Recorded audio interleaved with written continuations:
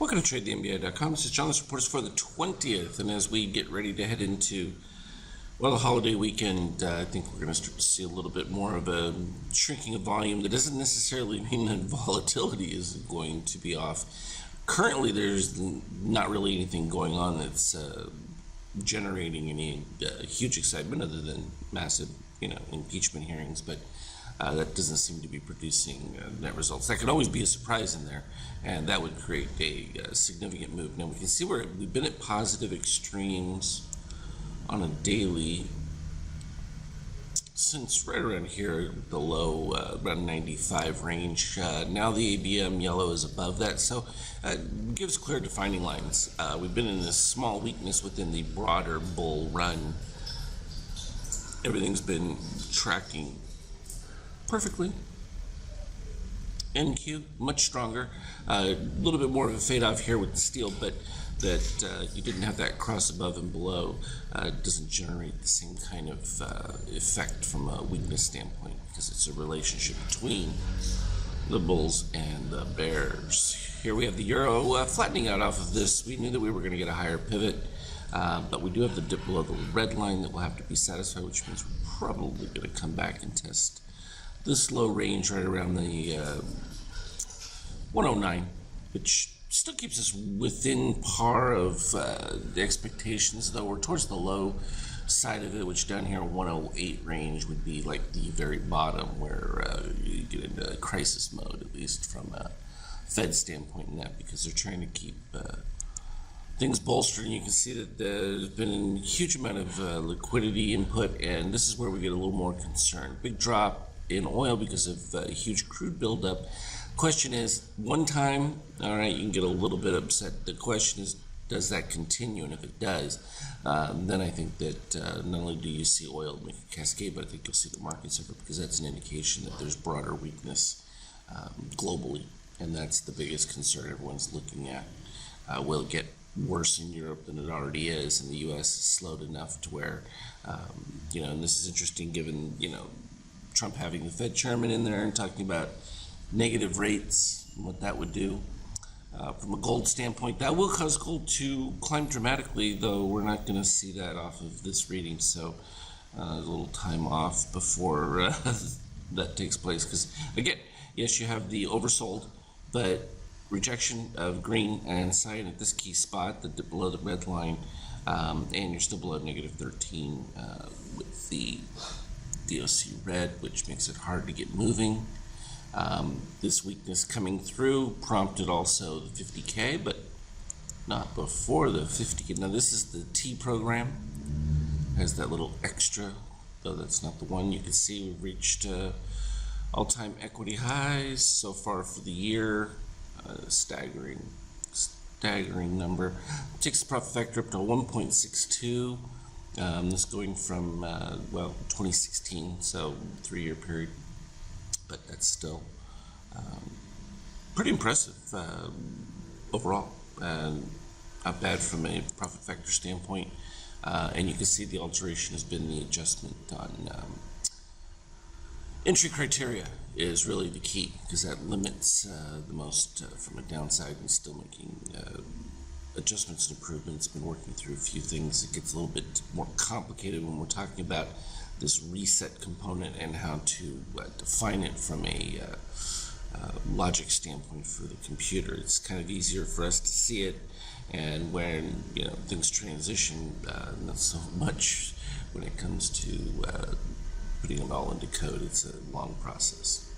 From an intraday standpoint, we had the nice big move up. We had the dip below the red line here, so we were looking at, okay, at some point that's got to get revisited.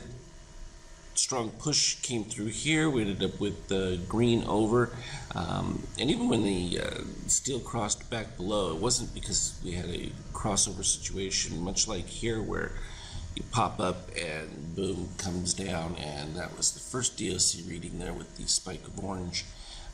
And even still, what I like about that is when you're closer to the highs, I prefer it, because at least that way, if you get moves that come back to the highs or even make a slightly higher high, you really haven't pushed yourself. Waiting all the way until the magenta comes is just a confirmation that it's going to do that, but you do face the risk of the move back up towards the 100% when you end up with those, particularly on a reset of steel, because you're watching there to see when that crosses over, because that's your worry point right there.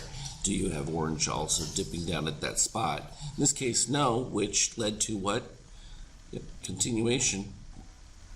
And then when we came down here, even with the dip of orange with green rising above, we're still below the negative 13.5 and no steel reset.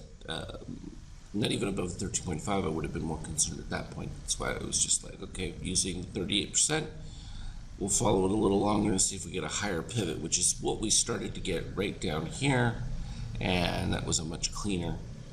You'd already dipped below the steel at that point, and then boom, back above. So that was the first indication of the bullishness right here when we're at the lows. But we were still in a negative draw with the DOC red and green, and then boom, strong spike out, and then a turnaround of the shakeout. And even if you waited another bar or two, still fine, because then you would have the crossover of yellow over, and then it just followed through with the green going across. Got a little sketchy.